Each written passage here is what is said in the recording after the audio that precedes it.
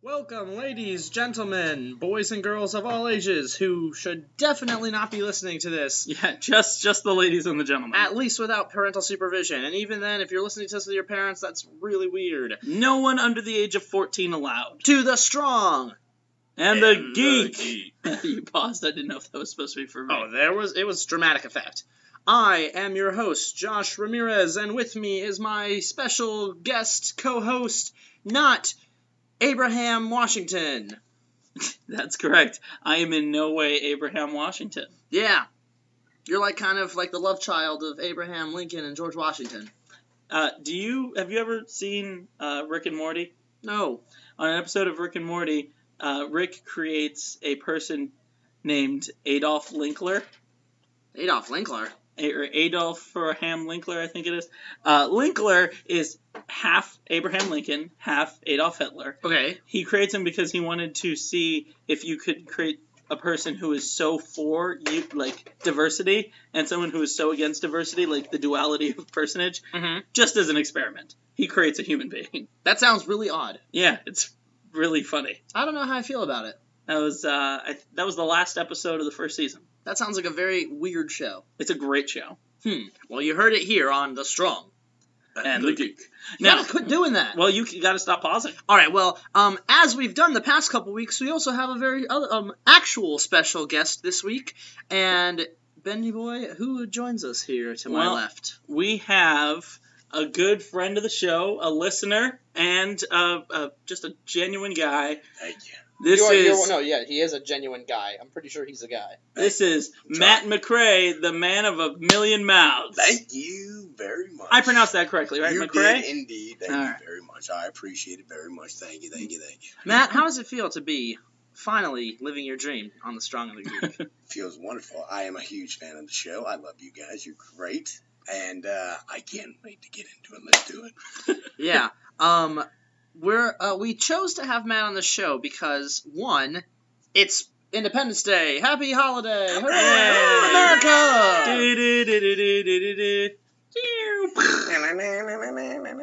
Yeah, that's one reason. The other reason is because he has a very miraculous hidden talent that isn't actually very hidden, as the name might imply. Matthew has quite the ability to He's got a rather large repertoire of celebrity impersonation. He is quite a chameleon in that department. Oh, I appreciate it. So we brought you on the show for first things first. Can you just give us a little sample here of some of these impersonations? Sure, I will try. So here's how we're going to do this. We're each going to pick two. Okay. Ben and I are going to pick two. We're going to see how you do with them. Okay. All right? Yes, you can sir. start up. Give him one. Let's see how it goes. Well, Make sure you talk to the mic so everybody can hear you. Absolutely. One that I heard you do that I was a big fan of was your Christopher Walken impersonation. Oh, thank you very much. Christopher's one of my favorites. He's a strange fella. Frankenstein never scared me. Your car, your family, man. I don't understand why anyone ever gets in the way. Thank you, man. Can you do Joe Dirt? Got Husker days and Husker dance. All right, pretty good. You go ahead. Okay. I'm also a big fan of your Sam Elliott impersonation. Thank you very much. Thank you. Well, your name's Travis. That's a good Southern name, Travis. That's a good one. All right. And last but not least, how's about we hear, I hear the word on the street is you do a pretty good Sean Connery. Ben's done that one before. Let's see how yours is. Scotland forever. Scotland forever. I'm trying. All right. I was James Bond. Oh, James. What's that, money pie? That's right.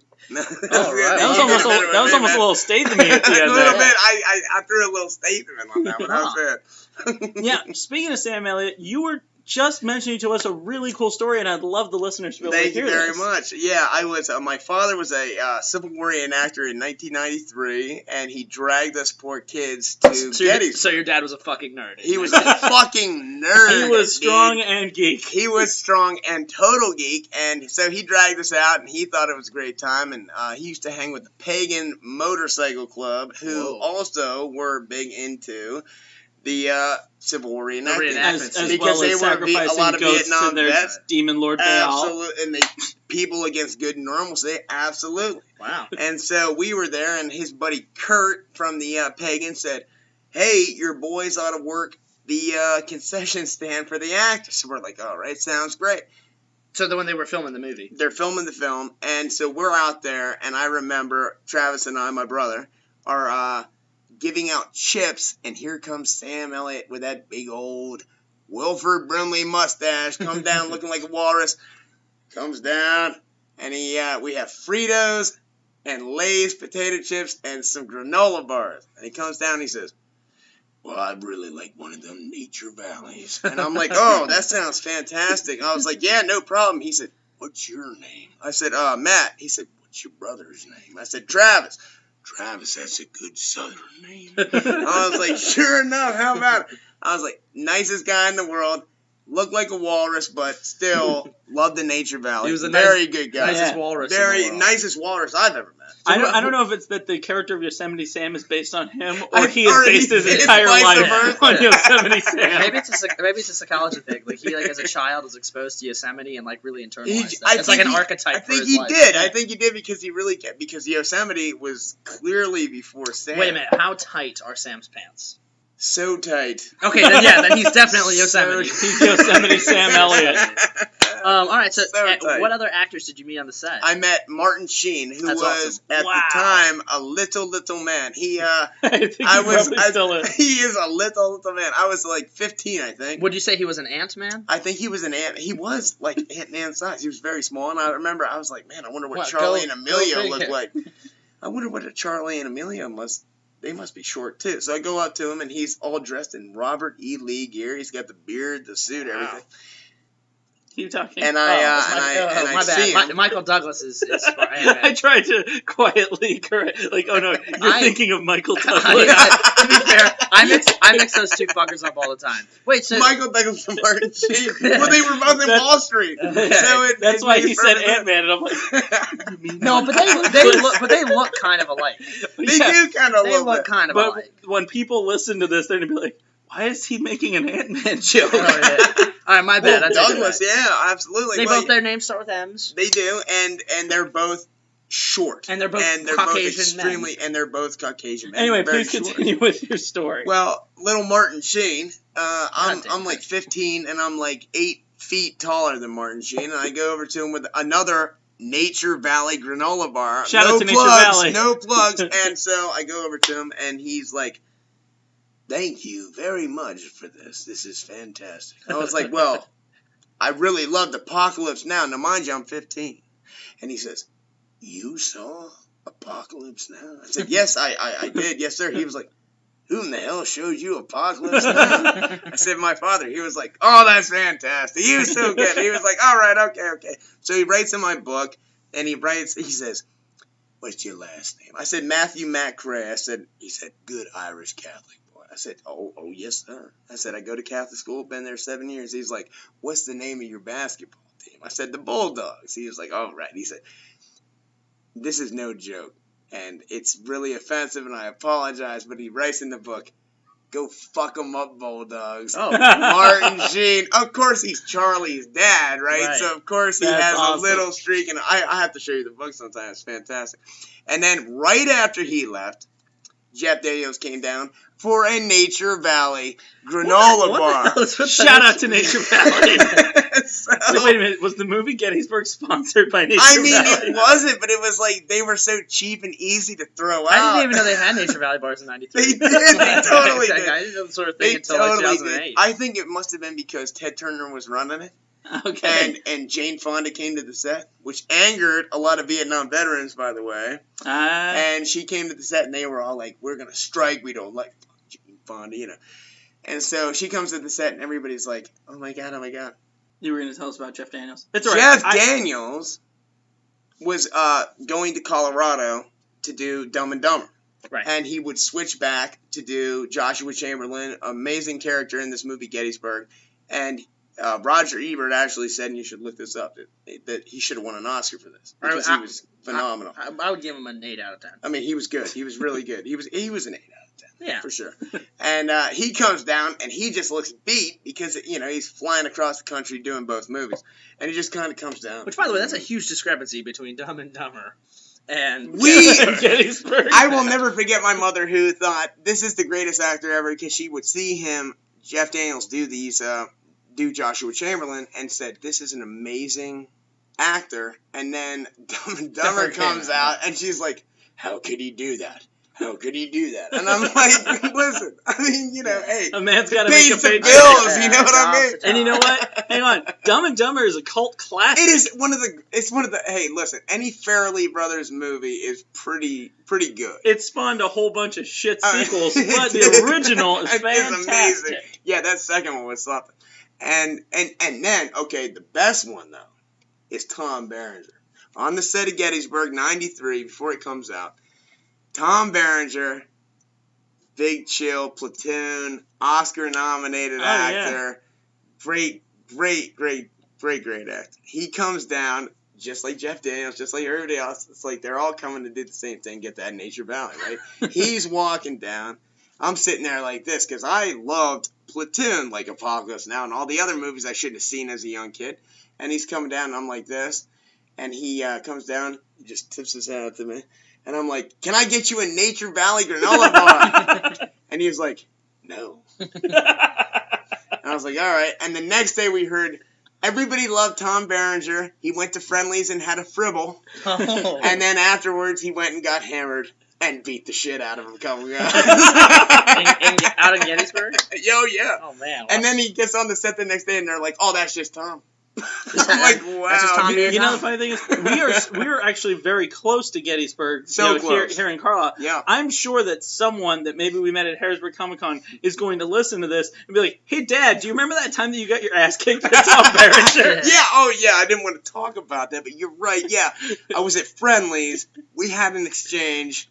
Fribbles were flying. Yeah. It was a bad scene, but I don't think I've ever been to the Gettysburg Friendlies. oh, I think it's like the one last restaurant still left. I'm not a big Gettysburg. fan of Friendlies, period. But No, yeah, I used to work at one. oh god, Horrible, terrible. Not so friendly. Not so friendly, really awful.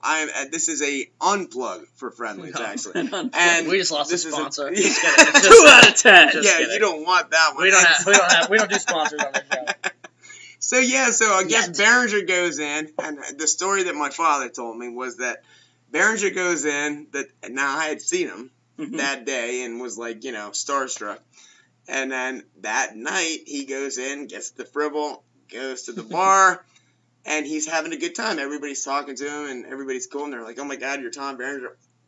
And they're like, "Platoon's a great film. You're Oscar nominated." And then some duderino walks up to him and like gives him a nip twist and is like, "I hated the Big Joe." And he's like, Wait. He gave him a nip twist. Yeah. He gave him an unadulterated. I just can comes up and understand just going kinda- up and saying I wasn't a fan of your movie, which is a dick move, by the way. That's just like, I hated the Big Joe. Like, yeah, and I hate your whole state. But to start off an interaction with any other human being by touching them, let alone giving them a nip twist. you have to see this guy to believe it. From what I heard, I'm gonna he give a was nip something. twist next time I meet a celebrity. Yeah, no, I mean- Chrome-plated balls on this hillbilly. He had chrome plated. Well, that's that Gettysburg, Adams County nation. I'll tell you what. true. And he would go up. I mean, hey, applesauce capital of the world, buddy. Mott's is there, all that stuff. Yeah, he's hardcore. So he goes up and Snapple. he's just like, Dr. Pepper. I mean, from what I've heard this from numerous people that this dude came up and just kind of nipped him, Nipped you know, He and he was nipped him. just like, I hated the Big Chill, and just for the record, I liked the Big Chill. So I mean, whatever Yeah, his dude, problems personal may have offense. been with it, what have you. So I guess Tom Berenger is trying to be like, I'm trying to avoid a lawsuit, so I'm just gonna sit here and let you twist my nip and do it, and we're good. Mhm. And so Deuterino gets a little mad, got some fire water in him, Gave a and little just as, like- harder twist. gives him a little push. Shoved him. Tom Berenger knocks the living shit out of this dude and like immediately knocks him out. And everybody was talking about this the next day, like on the set. Everybody was like, oh my God. Tom Berenger knocks some dank out at the bar. And sure enough, nicest guy in the world, he comes back the next day. He must have been drunk since 5 a.m., wakes up at 6, on set. Which leads me to another one real quick. Tommy Lee Jones, by the way, when he wakes up, drinks a 12-pack of beer, goes to the set, crushes it. That's another. That's Wow. awesome. Yeah. I wonder if he did that on the set for Batman too. He probably did. My Uncle Frank is with the Texas Film Commission in Austin. And when he was working with Richard Linklater, who did Dazed and Confused and Slacker and a couple of those, he said Tommy Lee Jones is really the best story because he's such a prick. And, like, if you go up to him, he'll tell you to fuck off, like, immediately. Like, don't go up to him. So you didn't ask him for any Nature Valley bars? Oh, no. He would have stabbed me in the throat, I have no doubt. And so, like, he just looks mean, right? I mean, he looks like a rabid animal anyway. So, my uncle says that when you see him in Texas and he's getting some Lone Star beer, you leave him alone. He says because on every movie that he has ever done, according to everybody he knows, he is 12-pack deep, 8 o'clock in the morning, No Country for Old Men, crushing it. He's a fucking alcoholic. Yeah, he's an alcoholic. He's like alcoholic. a hardcore Well, you want to talk about stars with interesting habits on set. Yes. I recently, just a week or two ago, heard an interview, I think it was an interview that was done with Greg Proops. Oh, I know Proops. He did the the glasses. Whose line is it anyway? Yeah. Well, I guess he used to be like a driver before he started like doing comedy, and I might be wrong about this. I remember the actual story. Yeah. So apparently he drove Harrison Ford to, I think it was Raiders of the Lost Ark, and Harrison Ford starts every morning off smoking a big old blunt on the way to the shoot. I believe it. He would get high in the limo on the way, or the car on the way to the set. Oh, so if you watch Raiders now, you can go back and be like, oh, he's stoned out of the his whole mind, time. Man. Oh my god! Apparently one time he got in the car, and for whatever reason, I guess he didn't have a smoking apparatus or whatever, so he just had a pot full of pot, like a metal pot, and he cooked the weed and then just breathed it in. He just cooked weed. Just get oh my god! Really do you think he did that for Star Wars too? Probably. Oh, I mean, like the new Star Wars. Yeah. Oh yeah. Oh, the only reason I totally believe that is because of the interviews that Harrison Ford has done on Conan. Oh yeah, isn't he great? He is so bizarre. He's so bizarre. He sits there and he's just kind of strange, you know. Man. And they're always like, you know, and the joke I think is with at least Conan, he's like, "Is everything okay, Harrison? Everything all right at home? Looks like something happened." He's like, "No, everything is good." Why are your eyes so red? Have you been crying? And Harrison doesn't do much to alleviate that suspicion. He's just kind of like, yeah, it's called eye drops, bro. Great. It's like, what the fuck? You guys have any Nature Valley granola bars? Like, I'm getting hungry. Yeah. Did anybody have any death sticks? Yeah. Death sticks from Nature Valley. Chewie, we're home. Chewie, we're home. Did we hear this last night? Nick Nolte was supposed to be Han Solo in Star Wars. Oh yeah, we were talking about that at my fire the other night. Can you imagine the dichotomy between those two? All right, so Nick Nolte would beat his Wookiee. Harrison Ford makes him his buddy. It would have been a totally different movie. Yeah. Would have been totally different. I would love to hear Nick Nolte, God damn it, you know, and just beating on his Wookiee, and then Harrison Ford is, you know, he's got a soft target. Who do you call Scruffy? I'm pretty sure the phrase "beating on your Wookiee" is something completely different. A sex thing. Yeah, all right. Well, I got a good 15 minutes before I got to go to work. I'm gonna go beat my Wookiee for a while, and then blaze up on the way. Yeah, right. I got shit to do, guys. All right. So moving on. So Josh, what did you get into this week? That was a big chunk of change there. No, that was great. Those are awesome stories. All right. So this week there was some big things that happened in the nerd universe that we should probably address. One being Game of Thrones ended to, from what I presume, a thunderous applause. I know you don't watch Game of Thrones, but I can go into that when you're done talking. Yeah, well, it was pop culture, so I was unable to avoid hearing the fact that I was told that the opening sequence of this last season of the season finale was like the best of anything ever. So it was fantastic. So I guess you can chat about that in a sec. For me, praise the geek lord and savior, whoever that is.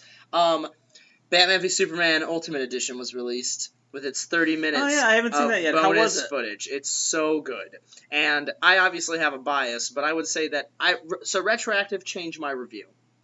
I gave it originally a 9, and then a 9.5 in the same episode. I had a little bit of an inconsistency there. But I would have originally said 9 for Batman v Superman, the regular theatrical cut. You liked it? But I love that movie. But after seeing the Ultimate Edition, I'm going to go back and change my review and drop that down to like a 7 out of 10. Okay. Just because the Ultimate Edition is so much better. It's the 180-minute version. Yeah, it's the long So now this is a 9, or is this 10 out of 10 for you? This is a 9. Nothing's perfect. And the things about Batman v Superman that were obviously some of the like errors are still errors. So for example, if you have a gripe with Batman killing, Batman still kills people. Or the whole Superman being mopey thing. Well, no, but here's the thing: is that that one was never a bad problem because Superman is a lot of things to mope about. Like, right. He's at the Capitol. It's fucking but up. I mean that's one of the things that a lot of people had concern with. But a lot of the complaints are, for whatever reason, were edited out. So, for example, you get to see Superman being Superman, like saving people and stuff. Mm-hmm. When like the Capitol explodes, you see him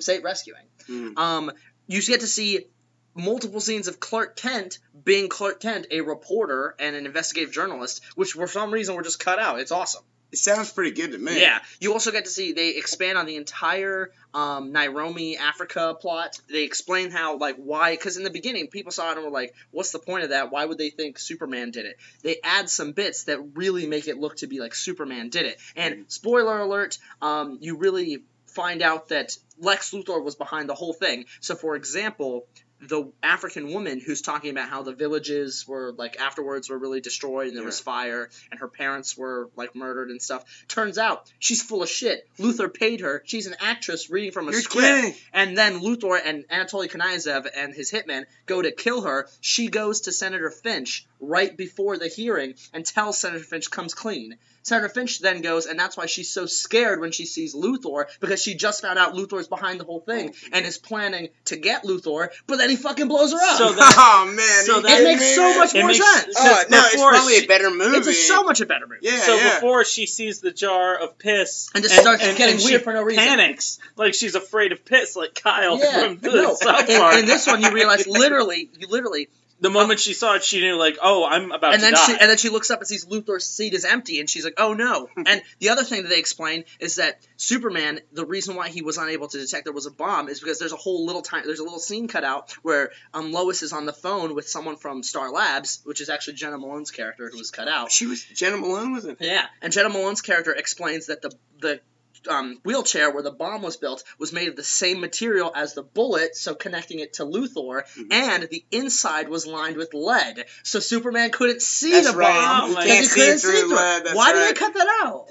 It does sound like this version of the movie is a decent movie. Well, here's the thing. I know WB wanted to cut it down, but like if Peter Jackson can take The Hobbit and make it into a 9-hour saga, then you can make one movie that is based on The Dark Knight Returns, the death of Superman, and other stories, a whole bunch of stories all crammed in one. Make it a goddamn 3-hour movie. That's right. Listen, and the director's cut should be 4 hours. It should be 4 because there is that death of Superman and all that. But like you said, like Peter Jackson, King Kong, every Lord of the Rings, King Kong was fucking everything stupid. He's done is epic. So it's like, go ahead. You have these carte blanche to make a great They give film. him free pass to make 3-hour long movies. That's right. But most studios have to crush it down to 2 to 2.5. That's right. And it's like, why the hell do we need to see another scene of the hobbits wandering across a mountain range? It's like just a tourism for New Zealand. I want to see more about what's going on in the mind of Bruce Wayne. Yeah. Me too. Well, and here's the thing. I agree. This is the first time in a movie that I saw that really... You can't blame. It's like all the people who hate on Zack Snyder after seeing the Ultimate Edition, and I read a lot of reviews from the Ultimate Edition that kind of acknowledge this, that no man, WB and the editing team fuck this one. Like the movie, Zack's version, this director's version, is so much better. The pacing, some of the scenes are in the correct sequence, so you find out that the theatricals actually flip-flopped a few scenes. Okay. So for example, in the theatrical version, it goes from the Nairobi, the Africa scene, to Lois coming back to her apartment and with Clark, and they are in the thing, whatever, and then it jumps right to Gotham with Bruce Wayne. Mm-hmm. And this has the scenes kind of change the order, so it makes more sense that it's like a day later. And the pacing's just better. Also, you get a little bit more, every here and there, a little bit more of Bruce and Alfred banter, which I just love. Oh, yeah. So, for Gotta example, love that Ben who is Affleck. Alfred in that? Jeremy Irons. He's Was so he? good. He's and great. for instance, like, after when Alfred says, like, sorry to eavesdrop, Master Bruce, but I've detected the Russian's location, and he's going to, like, get him after to save Martha.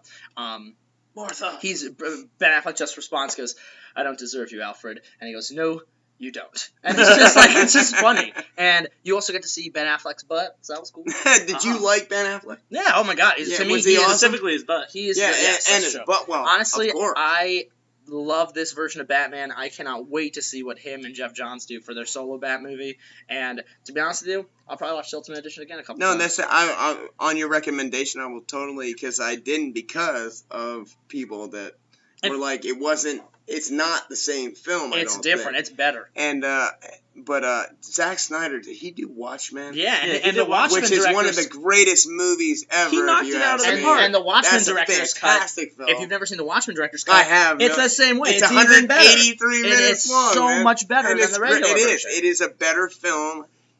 I mean, I don't know. Like, I think the director's cuts usually are their vision, or as opposed to Warner Brothers' vision of what this movie needs to be. Of course, you know that. Right. I would never say that Zack Snyder is a bad director. No, I wouldn't. I'm not a huge fan of the way he chooses to do his lighting. Yeah. That kind of like mute color thing. Yeah, it is strange. It's just his particular thing. Yeah. And I don't like the overusage of CGI. I don't. Yeah. Obviously, I agree. 300 could be a much different movie if they shot it in something other than just a warehouse. That's correct. Yeah. But that being said, he does know story structure. That's why I was so surprised by when I saw Batman v Superman. I was like, this is just all over the place. Yeah. It seems like that was more of, like you said, a problem with the studio than with the director. I think they probably just cut it up and Right. wanted to release it in the sun, like there's sooner than later. There's just some scenes that you're like, particularly with a lot of the big people complained about, like, what the hell was Lex Luthor's plan? I don't understand.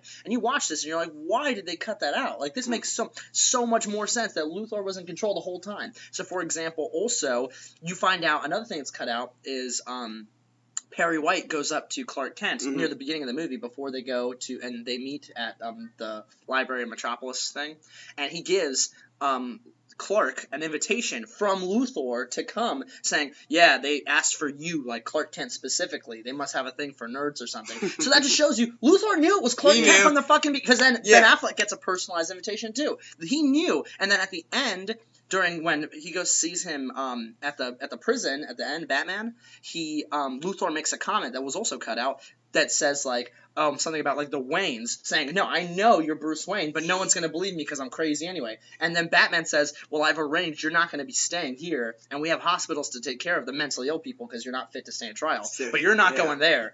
I have friends, and you're going to Arkham. And Arkham so Asylum, we know right. Luthor's going to Arkham, so he'll probably pop up in Suicide Squad or something. You see, that's so... It's just a better movie. So much Absolutely, and I was wondering that, and I regret not seeing this film, but I'm going to watch the director's It's awesome. cut. It's so much better. I absolutely will. I would suggest watching them in reverse order then to see how good the movie is supposed to be, honestly, and then see how the theatrical cut I will totally. I'll watch both of them, or just watch the Ultimate. I'll never watch the theatrical one again. I won't watch. Well, the only, and I never listen to Rotten Tomatoes or critics. I never have. I never will. We hate Rotten Tomatoes. I hate them, and I will. I mean, I'll read the reviews, but I will never form an opinion about it at all because I like terrible. Like. As movies go, I like terrible films. Right. And I'm like, hey, it was pretty good, but fucking Rotten Tomatoes hated it. But it's pretty good. And it's like, they hated on this one. Big time. Oh, they did. And I big think it time. ended up with only like a 27. It was really shitty. Yeah. And I do remember, I was like, the only reason I didn't go see it was because of how much it cost to go to a fucking movie. Yeah. So it's like, otherwise, I would have absolutely gone to see it. You'll enjoy it, dude. It's I good. will love it, and I like Zack Snyder. I loved Watchmen. I liked the comic book when I was a kid. 300 was great. 300 was fantastic. It was great. So I trust him, and I don't trust studios. Yeah. So Yeah. it's like, I'm sure that his vision was completely different than whatever the fucking Warner Brothers wanted, you know? So I totally trust It's that. real good. Yeah, I bet. The only other thing I was going to mention, not Batman Superman related, was I also got a really sweet Game Boy Color emulator for iPhone. What? And I found one that it works for the iPhone, that you can do it with. You're kidding. With a regular, not a jailbroken iPhone, just a regular iPhone. It's turns it into a Game Boy. What? You can play all the old games. I got Pokemon Yellow on here, Zelda, No way. Kirby. You just That's pick awesome. a game, That's so load it up. cool. They even my they make the God, little dude. links look like the Right. cartridges. Yeah. That's Oh, neat. you have to let me And then know. you go. Oh, Kirby's Dream Land 2. Yeah. What a great That was a game. great Yep, and you just go game. right here, you're in, and then you No and way, you can man. even you could even increase the speed so that it doesn't take as long for the reading the text. You know when nobody and ever stuff. gets on it? Adam's Family. Oh, Adam's Family Game of Color. Adam's Family's a great game.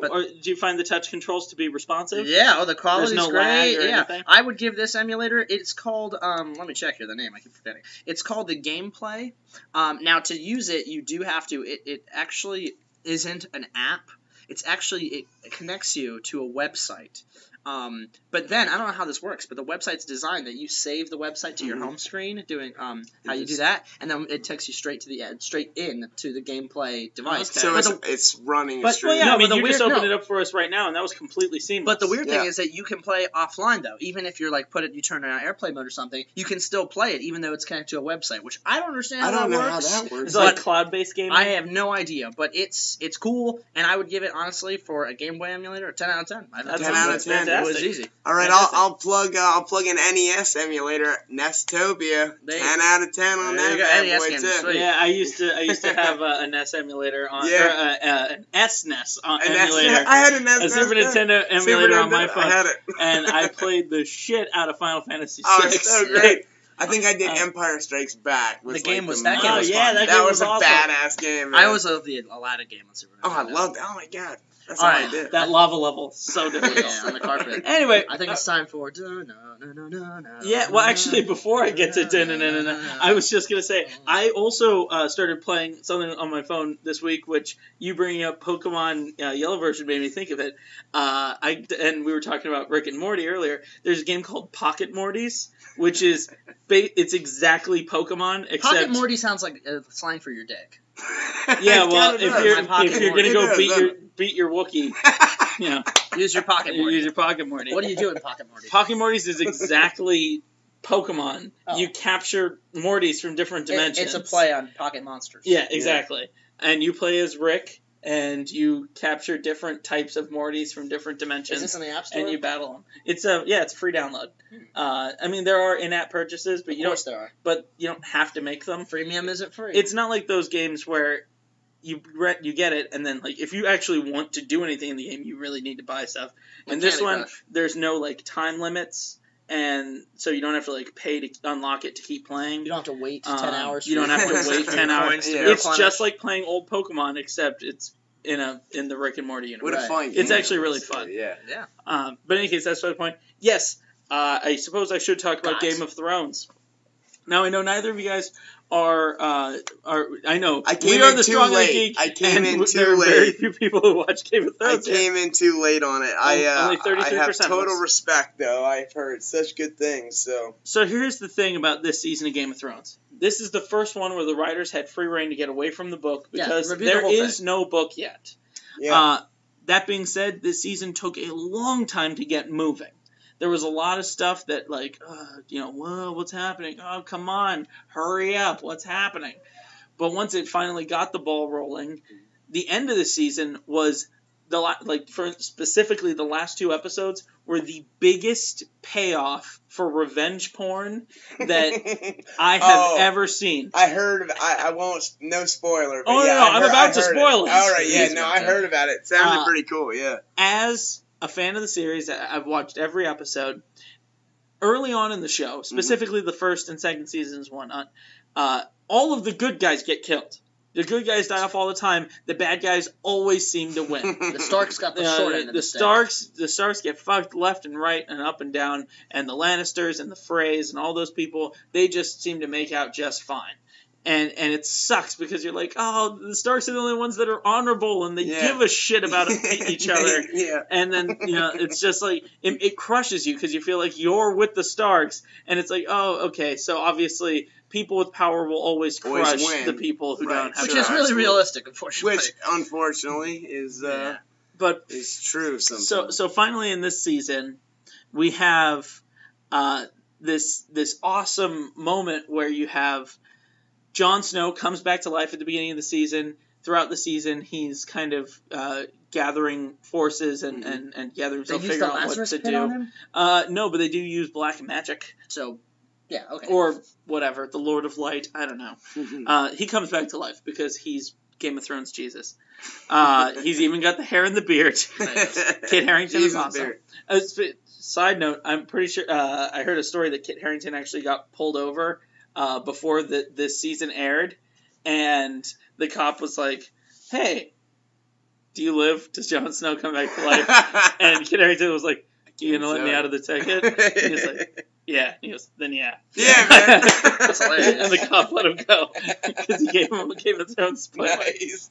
But in any case, I don't know if that's true or not, but I'm sure I heard that story recently. Sure it made me laugh. In any case, so in the last 2 episodes, I know I talked a couple weeks ago about everything that happened in Game of Thrones up to that point. I have not yet talked about the last 2 episodes, the Battle of the Bastards, and then the season finale. In the Battle of the Bastards, you have, in my opinion, the greatest medieval battle sequence ever put to a screen. No kidding. I think it beat out Braveheart. Excalibur. It beats him out. Yeah. And here's the thing is, Lord of the Rings, this was very real. Mm-hmm. It was very, other than the giant. The giant obviously isn't real. Mm-hmm. But the creators studied Hannibal of Carthage and his tactics against the Romans. And they implemented that into the sequence. Yeah. And the other thing that they did, and I was listening to the After the Throne special, after each episode, the directors talk about it a little bit. Fucking nerd. Well, it's worth listening to. I know. Specifically on this episode because, learning about the history and whatnot. Absolutely. Here's the other thing that they did was they wanted to show that battle and war is just pure chaos, and that sometimes, even if you're the protagonist in your own story, the only reason you survive is pure dumb luck. Oh, absolutely. So they do this awesome sequence where the camera it's one long sustained shot, which is one of my favorite directorial choices, where they're just following Jon Snow through this battle, and it's just like he gets pushed, and just as he gets pushed, a dozen arrows hit where he would have been standing. It's just that dumb luck. Like someone's gonna swing a sword and he trips. You know what I mean? Like absolutely. It's just like it shows that he just happens to miss dying so many times. And then you have this moment where the entire crowd pushes together and he's being trampled, and he manages to fight his way up above, and he gets a deep breath of air. The camera pans out, and you get this great shot that is very of him in the center. One more. Of him in the center, looking up to the sky. In this crowd that is this writhing mass of terrified people. Yeah. Whereas earlier you had a very similar in the I think the season before you had a great shot that was something very similar of Daenerys Targaryen standing in the middle as a bunch of people are coming to her calling her mother. So this is literally the song of Ice and Fire, where she is rising above to become this wonderful heroine, and he is just managing to claw his way out of the fray.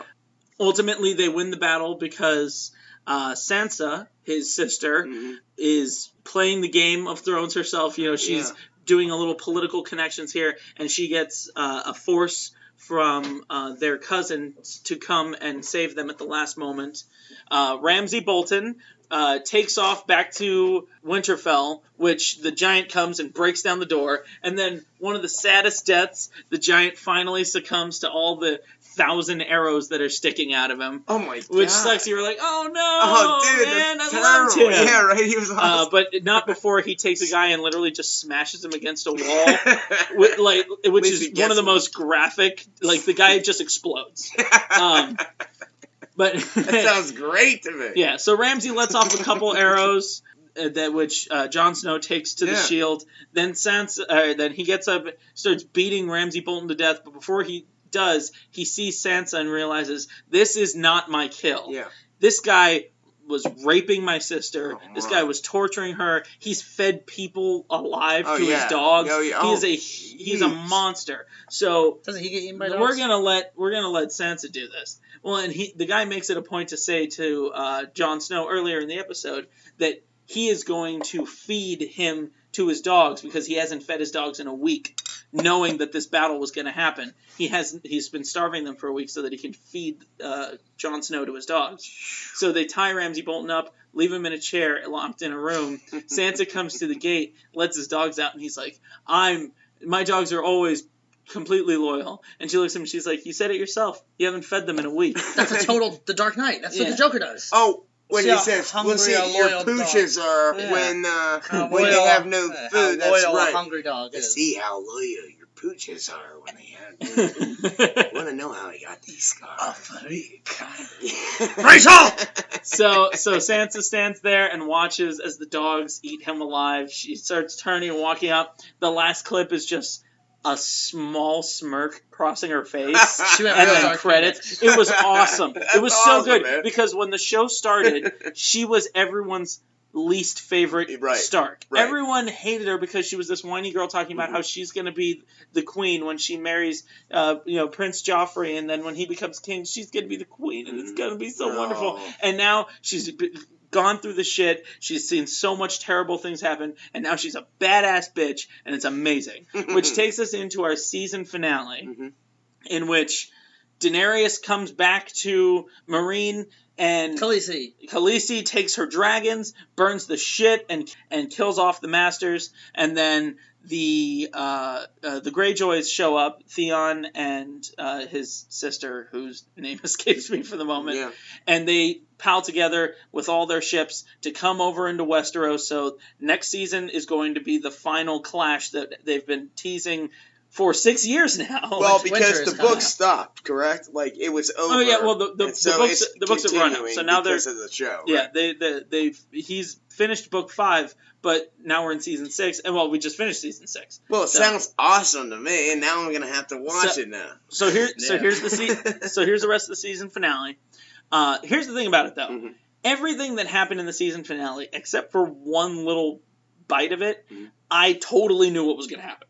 Because they were not keen enough to give a really big surprise. Right. The episode starts with this wonderful, just slow piano music and a bunch of different events happening. As you see, there's going to be this trial where Cersei Lannister is going to be tried for her crimes and the different accusations therein. And she refuses to go to the Citadel where they're doing the actual trial.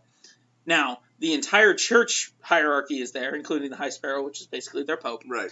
As well as her son's wife, their whole family. So everyone that is in any way against Cersei Lannister, and her son, who is the king, Tomlin, is about to leave when Cersei's guard, the Mountain, comes in and holds him by the shoulder, like, "No, you're not going." And that's when the wildfire that was being kept in barrels underneath the Citadel blow up. Destroy the entire cathedral, blow up a good portion of the city, and kill hundreds of people in an instant. Oh, Again, that's revenge porn, because everyone wanted those fuckers to die. But in that, we also lost Queen Marjorie, Tomlin's wife. And then Tomlin, seeing this happen, just takes off his crown and just steps out the window, falls to his death. And he dies. Just commits suicide. And that was the part that surprised me. Right. Because it was not one of those long things that where it was drawn out. It was immediate. There was no crying. Yeah. There was no talking about it. He takes off his crown, steps onto the balcony, and just goes head first out the window. I heard that. That's what's... And now, I hadn't seen it. Like, obviously, I hadn't seen it. But everybody who loves this show, who aside from he and I think, love this show. Everybody loves it. I heard that the king was dead. And so that's why they call it King's Landing. Yeah, because right. He's literally right. So I have to watch it now because everybody's like, I can't believe you haven't seen it. All right. So quickly moving on. To finish up the episode, so then Cersei learns that her son is dead. She's very somber, but she gets crowned Queen of Westeros. Mm-hmm. So now Cersei's in charge, and just then Jaime Lannister is standing there looking at his sister, and she gives him this look, and the look in his eye is not like, yeah, my sister, who I'm also in a romantic relationship with, is the queen. It's, oh my God, I'm even afraid of her. Like, she should not be on that throne. Oh wow. So. And now she has nothing to lose. All 3 of her children are dead. You know what I mean? Like, her father's dead. Everyone that she's got a connection with, except for Jaime, is dead. So she's just going to Cruella de Vil the world. Nice. Meanwhile, we learn the secret that everyone knew, which is that Jon Snow is not a Stark. He's a Targaryen. He's the son of Rhaegar Targaryen with Lyanna Stark, which was Ned's sister. And because his father was the Mad King and was killed, and Lyanna died in childbirth, she said, promise me, Ned, promise me that he would take him on as his own son and give this story to Jon's entire life, that he is a bastard that was born while Ned was out at war, so that no one would suspect that he's actually a Targaryen, and that therefore has a claim to the throne, because he would be killed. You know, that's why the 2 Targaryens, Daenerys and her brother, were sent away out of Westeros, was for their own protection, because otherwise they would have been killed. Because the Baratheons would have said like they might have a claim to the throne. That's right. That's why Daenerys has been trying to get back. But that also means that Daenerys Targaryen and Jon Snow are half siblings. Yeah. Meaning that the Song of Ice and Fire is literally about the mother of dragons and the guy whose fucking name is Snow. I mean, it's really on the nose. Yeah, right. Well, it's perfect. Yeah, So that's really what it set up. And then finally, the last bit of great revenge porn that we got in this episode was Walter Frey, the guy that killed Robb Stark, killed Catelyn Stark, killed all the Starks at the Red Wedding, is this gross old man who is slapping his little cousins on the ass and whatnot. Yeah, terrible. God. And he's sitting there, and this girl comes up and he slaps her on the ass. He's a nip twister. She's serving him this meat pie, and he's like, who are you? Which one are you? Where are my good for nothing sons? And she goes, why don't you open up your meat pie?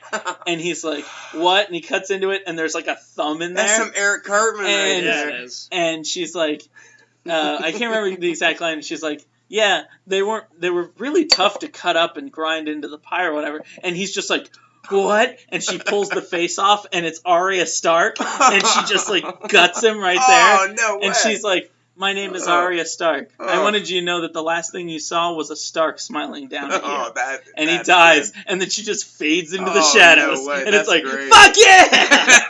If it was going to be anyone, it had to be Arya. That's horrifying, She Mission man. Impossible. Yeah, she did. That was the whole thing about their magic, is that stealth, when they kill someone, they actually cut off their face, and then they can put that face on, but instead of looking like a weird, gross mask, the magic of it just makes them into that person. They still have their mind, but they look and sound like that. Josh, I think you and I have to start watching. Yeah, that's some wizardry. Yeah, it's awesome. So. Game of Thrones Season 6 was fantastic, at least ended fantastic. It had a rough start, but I cannot wait for Season 7. Right.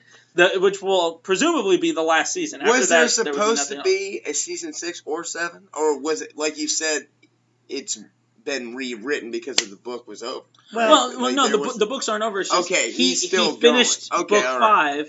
He's starting book 6, presumably. Sure. But to him, it takes... each book has been coming out 4 years. Yeah, they take years for him to write. Absolutely. Which there was a great interview where a lot of people kept saying well, you're getting on in age and you're overweight. Yeah. What happens if you die? What are they going to do? And he was just like, I find that question extremely offensive. Absolutely. This is a fucking TV show you're talking about. I'm a human being. Yeah. What are we getting? Thanks a lot, asshole. How are we going to Game of Thrones? Game of Thrones. Hey, dickhead, thanks, man. Yeah, when I die, fuck you, man. Yeah, we don't care about you being gone. But Game of Thrones. We care about the story, though. Yeah, hey, thanks a lot. All right, do you have anything else to add about Game of Thrones? No. Give it your out of 10 for Season 6. For the entire season, if I'm taking the season as a whole, I would give it like a 7 out of Okay. 10. If it was just like the last 2-3 episodes, it would be a 9 because Wow. they were really awesome. It took a while to and they get were very started. like self-affirming or whatever Sure, yeah. as a fan because you're Yeah. like, yeah, kill those fuckers. Yeah, wow. So that's all great. Man, we are like 50 minutes in and we haven't even gotten to Geek I of the know. Week yet. Well, and really quick, just a shout out that I promised to do on the show Oh, yeah. before Geek of the Week is. So I went to a place called JB Love Drafts in Harrisburg yesterday, and it is a little dive bar / they make burgers and stuff. Well, how they do it is it's fucking nerd paradise. When you walk in, obviously the name is a pun in itself. It's pretty Right. cool. But when you walk in, they have a whole bunch of arcade games. They have an N64 and a Super Nintendo plugged into What? HD TVs. They What? have a bunch of comic books you can like rent out No and shit. read while you're there drinking. They No have a way, whole bunch man. of beers on draft. Oh, I'm and then going. they have how they do their thing is burgers. And what they do is they give you a sheet, and you check on the sheet if you want like a beef patty, which their beef is all like fresh and Grass, Yeah, grass fed, locally not raised or whatever. never man. frozen. Then you can do chicken or veggie if you want. You can do your bun option. You can do your cheese option, and then you have the list of all of the things all the toppings that you can choose from. Oh. And they have like everything from traditional burger toppings to Yeah. no fucking joke. You can get like Fruity Pebbles and Hot No Pockets shit. on your burger. I would And he totally tells get you- a hot pocket on a my Hot Pocket, burger, it's man. $2 to get a Hot Oh, Pocket that'd on be your burger. Can And he you told get a me pepperoni hot pocket on my hamburger? he's told me cheeseburger? that man. he's had people do like Hot Pockets and Fruity Pebbles on the same That burger, sounds so like, good, and Fruit Loops and stuff. Baked out of your Yeah. mind. With you have to be. peanut butter and jelly and whipped Cool Whip, like you can do all crazy stuff. And they have a whole big condiment area where you put all the condiments you That want. sounds awesome. I had a just regular What was it supposed to I was JB gonna- yeah. Love Draft. JB Love Draft. Well, they were awesome. I can't wait. So while we ate our burgers and drank our beers, we played Super Smash Bros. On N64. No shit. Super Smash. That's and then I went Nintendo, isn't it? N64. Oh, that's N64. And then I went that's and right. played Area 51 in the arcade Oh, game. dude, Oh, awesome. yeah. Oh my Yeah, it god. was great. This is like way better than a Dave and Buster's. I was I gonna gave- be. I This is Dave and Buster. Yeah. The burger was delicious, and I gave him a shout. I told him I would give him a plug on the show. It was really good. So Well, thanks, it sounds JB good Love to Drafts. me, and I will certainly be there. How about it? That Yeah, sounds it's great cool. to It's me. really fun. That's That awesome. sounds All right. awesome. So I think That it's is strong and geek. Is that Yeah. 2nd Street or is yeah, that? right on 2nd Street. It's Oh, where man. it's where if you're familiar with 2nd Street, it's where Anthony's Micro Pub I do used know to it. be. I do it's the know place where that it replaced is. that. Oh, Okay, that cool. sounds Very cool. great. All right, Check guys. it out. Sounds good. All right, I think it's time for our geek Geek of the of the week. Geek of the week. All right. So tell us who our geek of the week is. So for our Geek of the Week, this is something that I came across this week, and it's awesome. There is a Vine user who goes by the name Auctioneer Beats. His name is Graham Heavenrich. He's Oh, from hello, Chicago. Graham. He's only 18 years old. oh, he's a So kiddo. yeah, just a kid, and he has done some awesome mashups on Vine using auctioneers from like cattle sales. Okay. You know, there's like Told to the man Yeah. in the black. and then he hat. just makes like like hip hop beats Oh, that's and sweet. puts it under. So it's like you know what I mean? Perfect. Yeah, exactly. It's fantastic. You got to check them out. They're really cool. They're funny. You know what I mean? They're funny because you watch it and the video is just these guys spouting off back and forth, and then there's Right. like a beat under it. That's very artistic, comical, and topical. But then, like, so it's funny, but then you listen to it and you're like, this actually sounds really good. Yeah, I And bet. you're like, this is hype. As, This is as Kanye would say, these beats are dope. these guys can rap like Twista Yeah. because you can't make a damn word they're saying. That's true. And he makes them rhyme too, or just it doesn't matter. No. It's literally just the sound bites of these guys doing their We'll auctioning. have to check. That's dope. You'll have to tweet it out. Yeah, I will. So congratulations. Yeah, we're gonna keep this one short. So yeah, great job. You are the geek of the week. To Graham. You are our geek of the week. You can find your check for $0.00 in the mail. All right, so seeing as it is July the 4th, America, Independence Day, All right. woo, Yeah. I figured, why don't we talk about, for our main story tonight, things in the strong and geek universe of pop culture, nerd culture, and all that other kind of stuff. No, we already talked about the movie Gettysburg. Yeah, We already did yes. Gettysburg and then Jaws, Well, maybe? talk about all the sorts of things that are just quintessential US of A. Ah, Quinn. All right. Quinn, all right. All right, ready? Yeah, all right. Yeah, you were talking Jaws. So I was thinking today, when the 4th of July, everybody's doing it, everybody forgets that in 1974, I want to say, that the biggest blockbuster of all time was Jaws. And the greatest character, and I love him. I know it's a popular choice. Everybody always goes for Jaws, but I always thought one of the greatest, most quintessential characters, no pun intended, was Quint from Jaws. It's a total 4th of July story. It happens on the 4th of July. Oh, nice. And it was actually 4th of July in 1975. In 1975? I just was it 75? I like to fact check. No. I'm glad you fact checked. But very close. I was close. A year before the bicentennial. And I think in the movie it was they were trying to do that. Right. But what a great film. It was a great film. A masterpiece. Steven Spielberg apparently still has PTSD from the making of the film. Yeah, like because it was so stressful on him. And it just drove him insane. Robert Shaw was a notorious drinker. There's a great story about it was July 3rd, about to be July 4th, and Robert Shaw and Richard Dreyfuss and the other dude was on the boat, and Robert Shaw was going to do the Indianapolis speech. About the sharks. Yeah. And he was so drunk, he was so hammered that Richard Dreyfuss, being a Juilliard almost type, Juilliard type, was classically trained. Right. He was like, you are being asinine, and you are being a child, and you need to, act. And Robert Shaw's just like, well, let me tell you something, Chief. I'll do it all night. I'm good. I got it.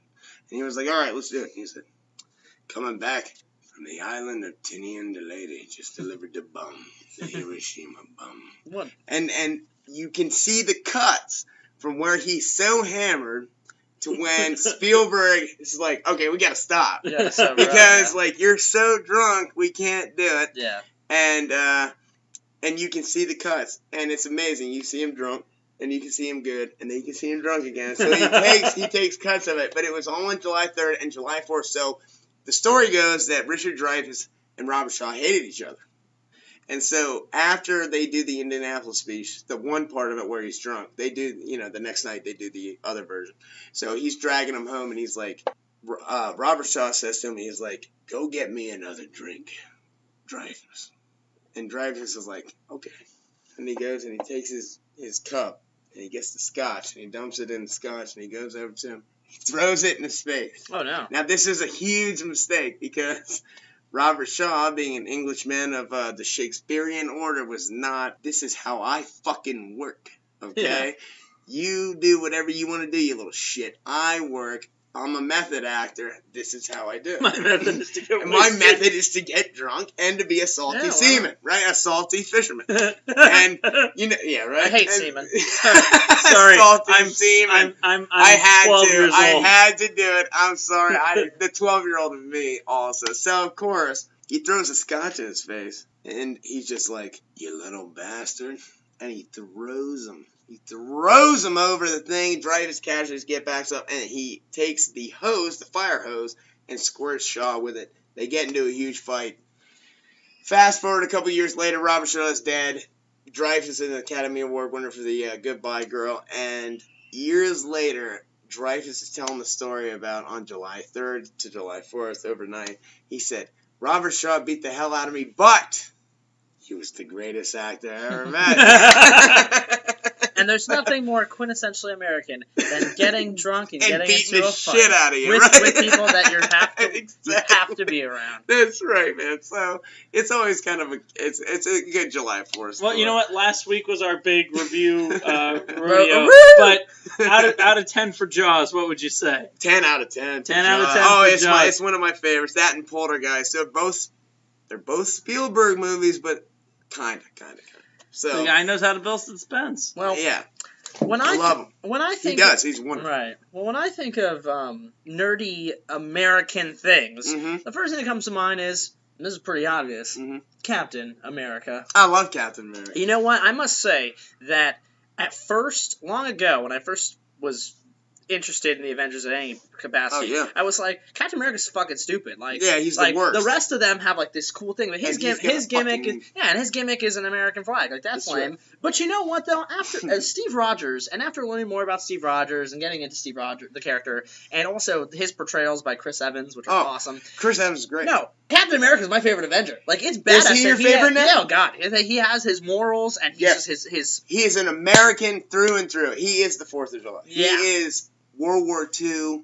It's remember, and like World War II, it was like American and the fact pride. That there's well, yeah, I mean, you have the cover of the one comic where it's literally Captain America punching Hitler in the face. That's right. Yeah. Like, exactly. It So, was the propaganda. Yeah. It really just, I think, solidifies the fact that, you know what, you can really think that America is the greatest country on earth and still go out and save the day. You can, and I agree with you, Ashley. I hated Captain America for years, and then I thought the backstory. Yeah, fuck. You pinko son of a bitch. Commie, man. Hail Hydra! So actually, you can't say that anymore with Steve Rogers. That's right, you can't. What the hell did Marvel do? You know it's gonna be retconned or some kind of trick. If you don't know, right now, the thing going on is that Steve Rogers turned out to be like a Hydra. It's secretly that he was with Hydra the whole time. He was with Hydra. But that's bull. That's horseshit, man. He's in deep cover or something. That's right. He's a triple agent. He is I really believe in his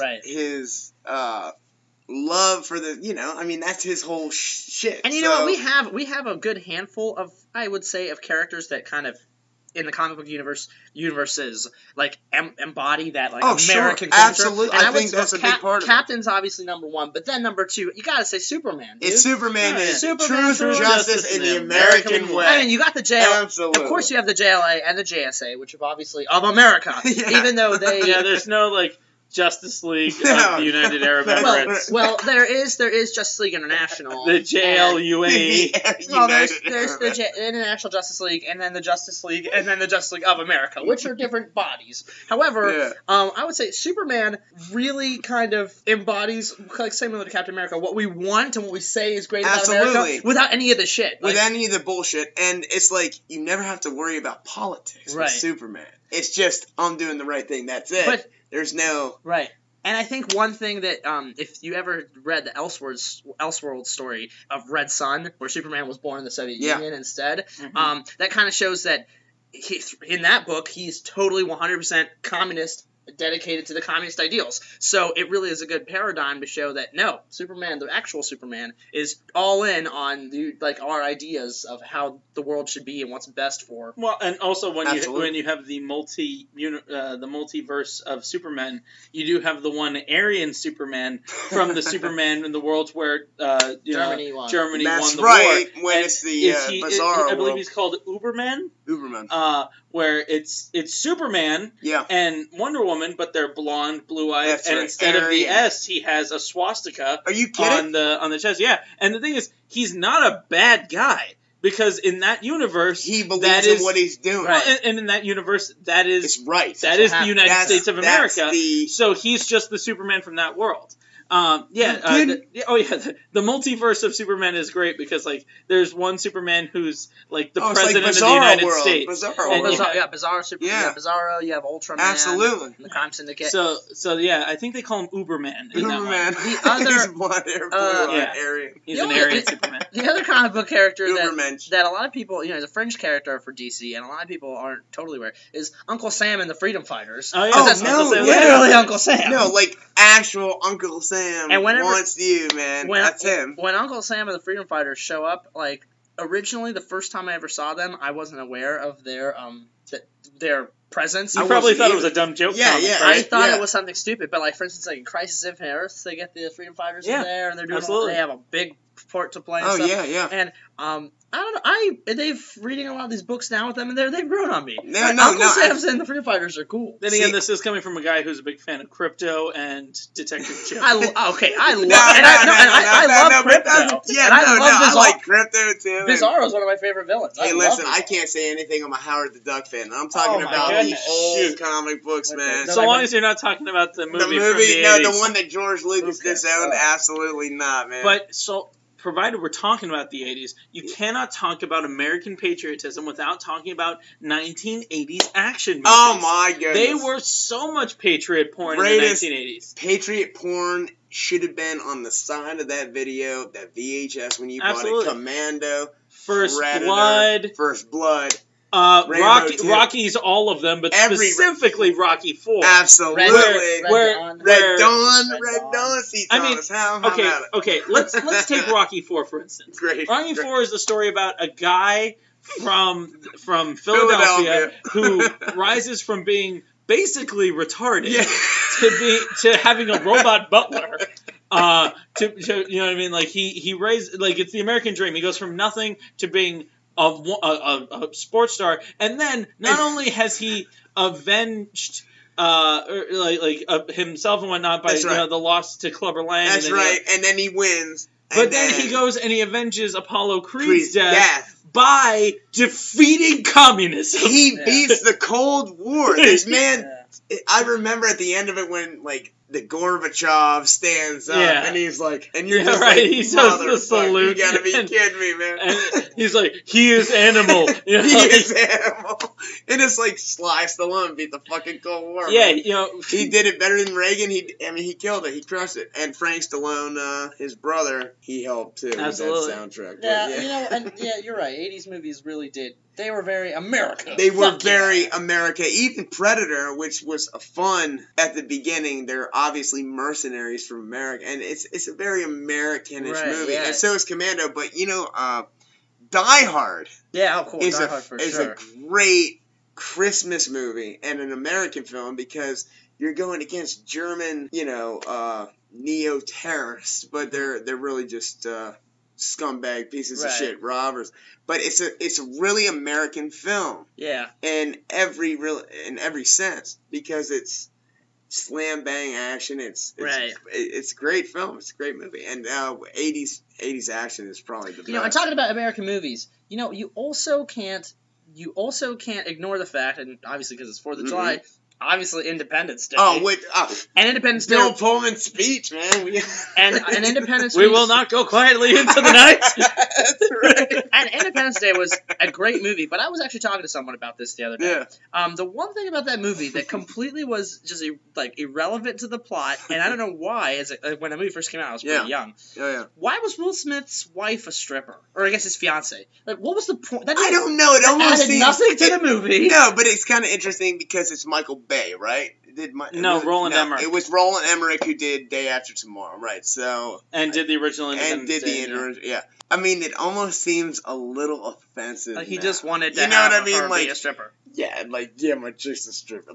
Give me a. And then the stripper becomes really good friends with the first lady. With the first lady, all of a sudden, oh my god, no. It's just the really. Little dog and we have nothing against strippers on the Strong and the Geek. Oh no. We love strippers. I can only speak for myself. I am a guest here, so strippers are fine. I think Roland Emmerich was just like, we got Vivica Fox. Yeah. Let's have her take clothes off, right? Yeah, right. Exactly. That's a great point. It just really added nothing to the plot of that movie. It added nothing at all. Well, then again, you had a movie that was like the convenience of that. Not only is Will Smith with Jeff Goldblum and the president. That's right. But at the exact same time, the first lady happens to be in like a shanty town with Vivica Fox. It was like, what are the odds that these two pairs of human beings would be with each other? So I did watch at least partially watch Independence Day Resurgence. Okay. I did not go to the cinema to see it. I found it on the internet. Yeah. And it was a not a great quality copy. And honestly, I cannot give a review for the film because, to be completely honest, put me to sleep. I heard the movie was a dumpster fire. I heard it was a dumpster grease fire. I heard it was so bad. My parents went to see it, and I was like, did you like it? And they're like, well, we paid for it, so we don't want to say no. Effort justification. They want to justify their effort. And I'm like, how shitty was it? The moment I saw a commercial, and I know I should watch it because we do this show. Oh, sure, absolutely. the moment I saw a commercial for it, like Mhm. the first trailer, I was like, I am in no way interested. I'm not going to see this because thing, the first one was great because you saw the White It House was a, explode. it really was. And it wasn't. It really was. It wasn't a great film. It was It done. really It was done with miniatures, and it was great. But this is just a bunch of big CGI dumb bullshit. No, hold on. Put that aside. That you hate CGI no matter what. Like, Well, we're talking about, I it's agree just with you. that has nothing to do with the plot. Apparently, just the plot of this movie, and from what I saw in the first 30 minutes, was just stupid. Well, what sucks is how many years do you have after this film to make a great sequel? Yeah. You have so many years to tool it up, make it good. But you didn't need a sequel. No, they didn't need. It's Not just at all. like the Rocky Not at Horror all. Picture Show that's coming out on Right. TV. You can't remake some things. You Like can't. America. You can't do it. America was awesome in 1996. Yeah, Via this movie. exactly. We didn't have terrorism. We We- didn't have the 2001 We killed the aliens. They We didn't won. need to come back. We We killed won. them. We It was won. pure patriotism. We made it. patriotism We at that made time. it July 4th a holiday for the whole world. Well, Exactly, we did. And you know what? I haven't seen Resurgence Yeah, yet. fuck so this- yeah! Fuck yeah! America. America. USA. I haven't seen Resurgence yet, so I can't necessarily say it's for I true. can't But say here's anything. the fact: in the first movie, Bill Pullman makes a point that when he does the mind link with the alien, he says, That's right. "This is what they do. They go from world to world. They drain the And resources. They and move then the they next." move on Doesn't to that the next. imply that was their entire fleet? Why would they send like a scout and then come by 20 years later? And send the. That means yeah. that they Well, the do movie- have a home Well, the world. movie. Yeah, Well, exactly. the movie. It's That's a good supposed. point. The movie starts with them like the ship like getting destroyed and everything or whatever. It like is like a beacon and it shows them in like galaxies and galaxies away. They're seeing like footage of like from the beacon and of like the speech that he's like Yeah, giving. because apparently they had cameras. That's right. Alien cameras in the crowd. It's really like honestly like the movie opened with that and I was just like, oh shit. Oh shit! Like, This is oh, gonna be shit. garbage. And I I fell asleep pretty quickly. It was that actually also happened with me. This is an aside, just Yeah. very briefly. I also attempted to watch Warcraft. Was it any good? I also fell asleep. So Was it? Yeah, okay. It was. I it heard was that okay. one was a bit better. It Again, was okay. it's a movie that I probably should see, but Yeah. I've never played any of the Warcraft games. I haven't either, so I so- don't have any interest in it. I don't either, and it's like I feel kind of bad because it's this generation Warcraft is a huge thing, and so is well hell half the shit that comes out right now is very inundated with now. So I don't understand a lot of it because I'm old, ladies and gentlemen. I'm old. And you know what? But- And that's another big thing that's America. Yeah. Making shitty stuff. Yeah, We make make shit. garbage. We You just know what? sometimes We don't have made to in make a good product. It can be shit, and they're going to pay for it. Made and they in the will, and they USA. do. Made Yeah. in the USA. You know It's what? full of racism and You know what? It kind of makes sense now. Uncle, another thing. So this is completely a random, but another thing that I was talking about that was just thinking really American, go hard, and this is gonna come as a surprise to you guys. Ranch dressing. oh yeah, Oh my God. 100% it's got the word American. ranch in the All title. right, so I'm a total dweeber. So I actually love ranch so much that I looked up the history of ranch dressing. Right, so Hidden Valley. All right, No shit. I'm excited now. This is a huge story, ladies and gentlemen. So Hidden Valley is two dudes and a girl on this ranch in California.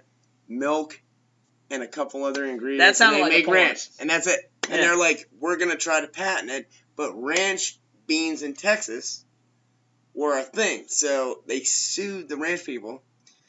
It was ranch sauce. They had ranch sauce in California. They're like Hidden Valley. They're like, we're make this Right. stuff, but we can't call it ranch dressing because of ranch beans, Okay. ranch style beans in Texas.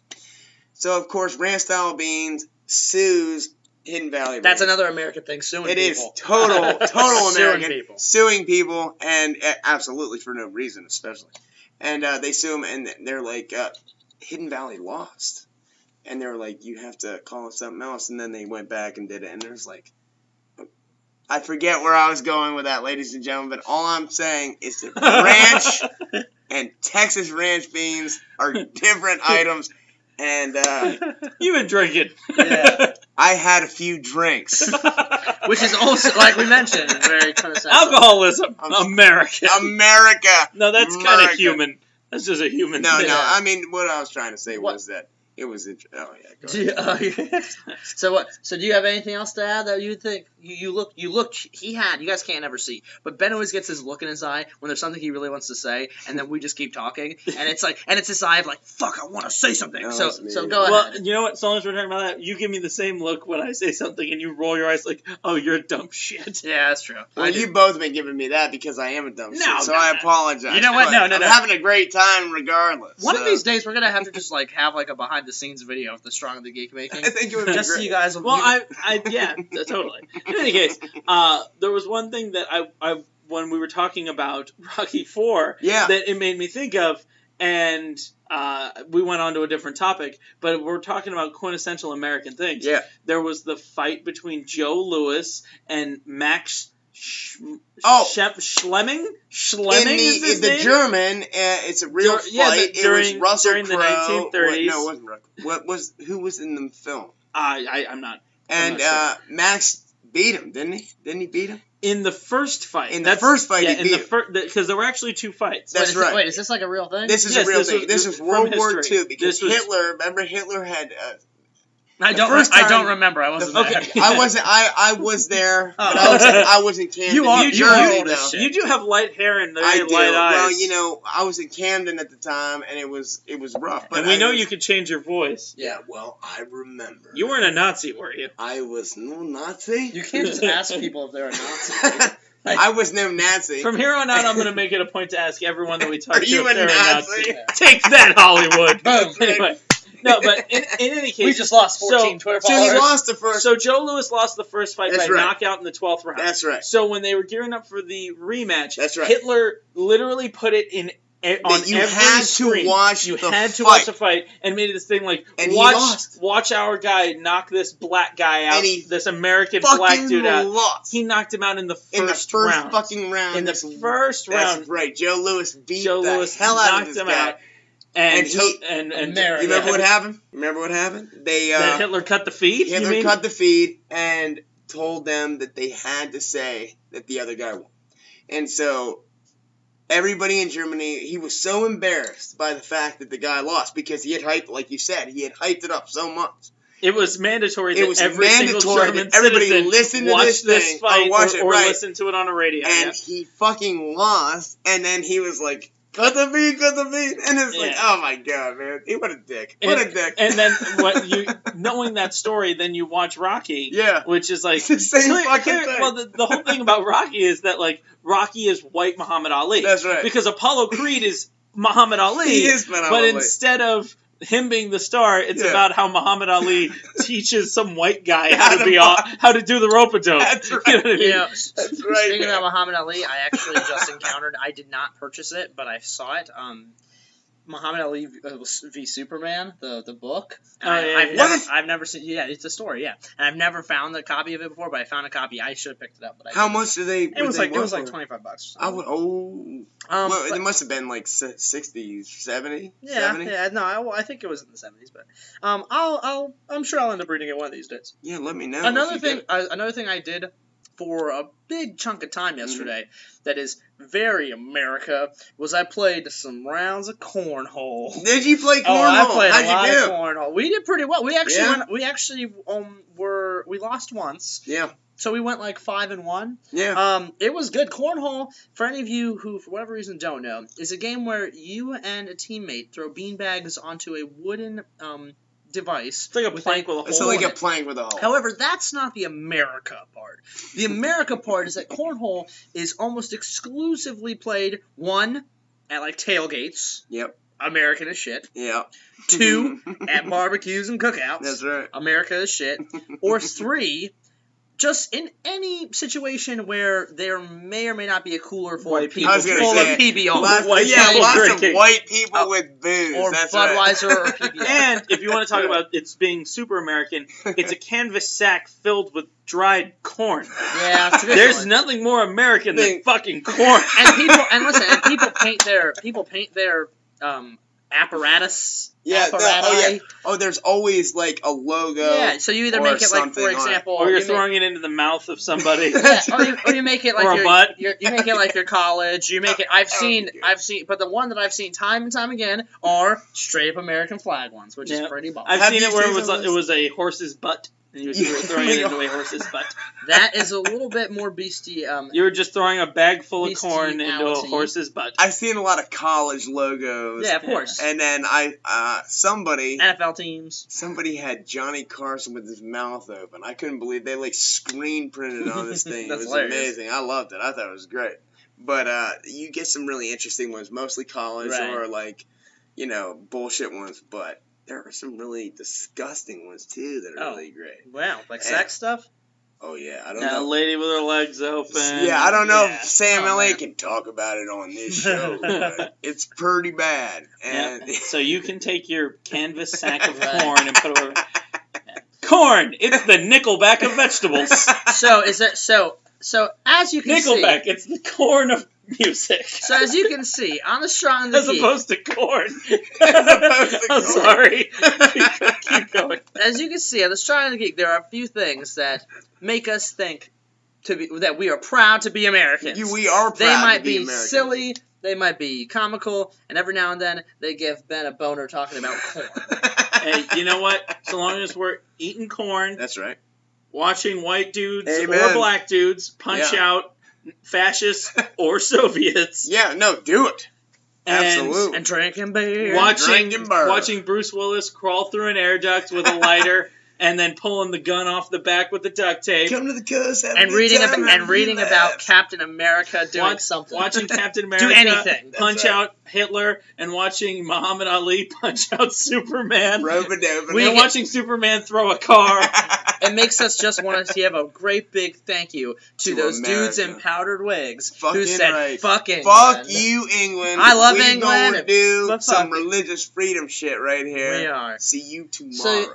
So, in summation, we're going to give you one big round of applause, America. Yeah. I love you, America. America, you get at least a 7 out of 10. I get an Emilio Estevez, Charlie Sheen. We might have to, after the election, we have to do a retroactive review. But right now, we'll give you a 7. Yes. And yeah, we'll see. America gets a 4 right now because of the upcoming. Well, America, I will keep politics out of Trump. We're gonna have to set up a whole new scale. I was gonna say there may have to be. We'll make America great again. Oh yeah, all right. make America great. So I think America's gonna get a 15 out of. You know what? A 15,000 out of 10. People love us. You're fine. The people love us. We have the best words. All right. I think it's high time. We've waited. Yeah, this episode's been just a lot of nonsense. I think it's about fun episode. I think it's about that time that we finish the way we always finish. However, first things first. Let's hear about how last week's Clash of the Tights. Clash of the Tights. Clash of the Tights. Clash of the Tights. Clash of the Tights. Clash of the Tights. Chicka chicka. How did that end up, Benny boy? Well, I checked the Twitter feed poll, and Twitter said that it ended up exactly the same way that it ended up on the couch last week, which was 2/3 for Stewie, 1/3 for Eric Cartman. So in the battle, God damn it, I lost again. Stewie Griffin takes down Eric Cartman. He won. Which, you know what? Oh, I thought Eric would get it. It just boils down to we have one guy who's a criminal mastermind, and we have another guy who is an evil genius. Yeah, so we have criminal mastermind, evil genius. Yeah. Criminal mastermind is great, but evil genius has a machine. Luthor beat the Joker this time. Yeah. All right, so this week we decided that we are going to alter our state of consciousness for our Clash of the Tights and enter the realm of dreaming. So in corner 1, we have the serial killer mastermind of dreams, Freddy. Shink, shink, shink, shink, shink. Krueger! That shink was my fingers. So yes, that's what it was. The fingernails. So let's hear the tale of the tape for Freddy Krueger in the red striped corner. Freddy Krueger's got a fucked up face and needles for fingers. He wears a scratchy sweater and a fedora, and he talks a lot of shit. He kills you while you sleep. And he can alter the state of dreams to fit his own nest, like what he needs it to be. So while in the dreaming world, Freddy Krueger is a god. Yeah. By the way, this is just an aside about Freddy Krueger. So if you guys, I don't know if you guys have ever heard, there's like this hashtag that goes around where they just they explain movies like really like briefly and kind of jokingly, so they'll just put like one sentence that explains an entire movie. And so for Nightmare on Elm Street, it's disfigured like boiler room worker teaches teaches high school students to believe in their dreams. That's pretty good. That's pretty good. That is good. So yeah, he's a shit talking little bastard who cuts people up in their sleep. He's a psychopath who has a strange afixiation for killing teenagers. He wants to kill teenagers. Who's he playing against? And so in the other corner we have Mr. Don Cobb from Inception. Oh, AKA Leonardo DiCaprio. Yeah, that's an amazing lead. Don is an expert trained thief, and he's skilled with a dream infiltrator. Yes, correct. He is trained in a plethora of different weapons. We see him using pistols. He works with people with machine gun stuff, so he knows how to operate them. He also is a master tactician, genius level intellect, and he really is able to strategize well. Also, we do see that he can also affect a dream world on a near godlike ability. That's true. He can create something and just it affects the situation. Because he was an architect, which he was able to build dreams. Now, here's the difference between the two. Freddy Krueger intentionally manipulates dreams to his advantage.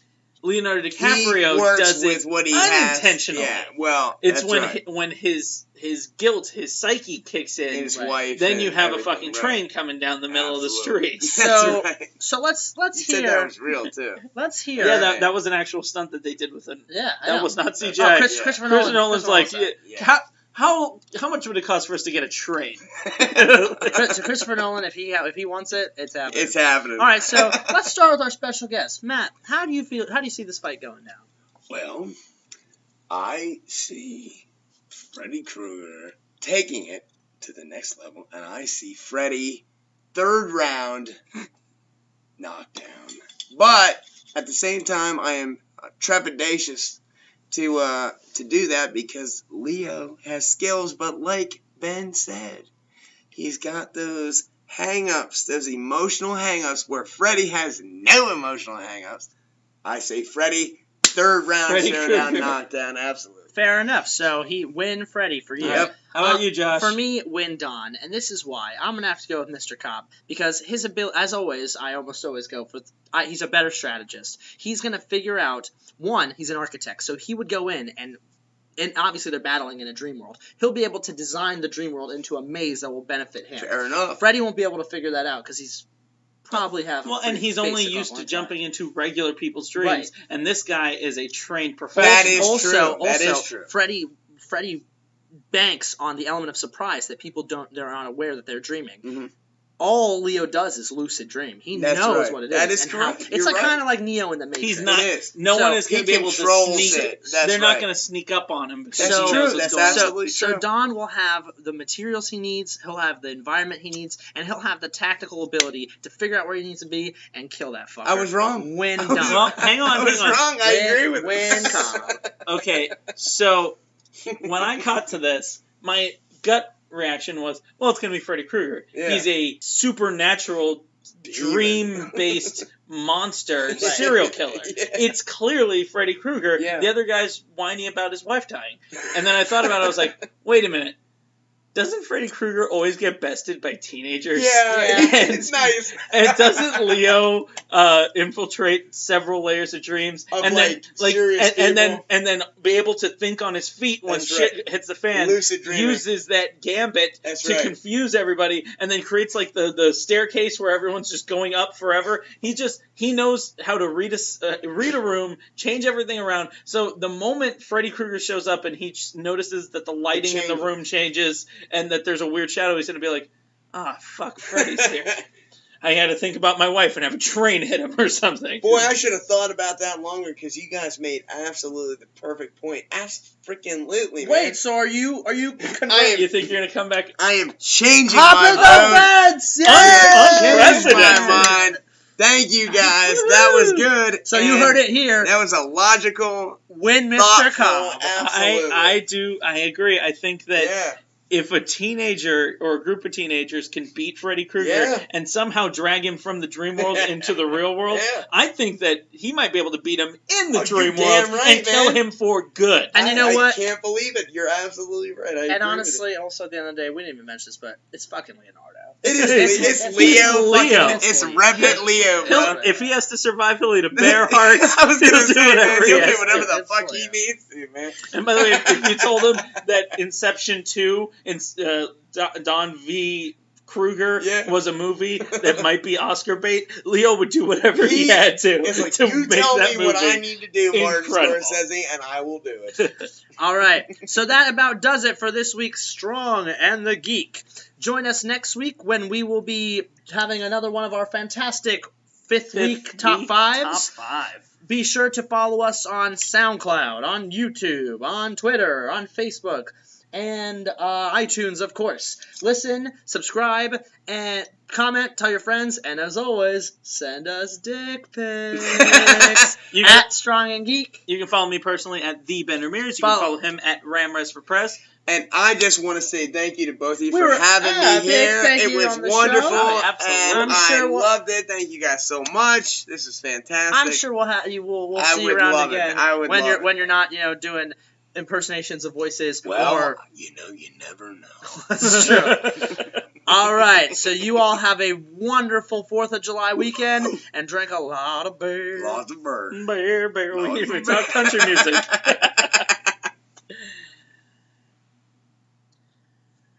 Welcome to the post-credits scene. This is your boy, Bat Moon. I killed that fucker, Peter Parker. He's gone forever. Dun, dun, dun. I am now looking for my girl, Raquel. Raquel! Dun, dun, dun, dun, dun. So I'm in charge of the post-credit scenes from now on. Show me your titties.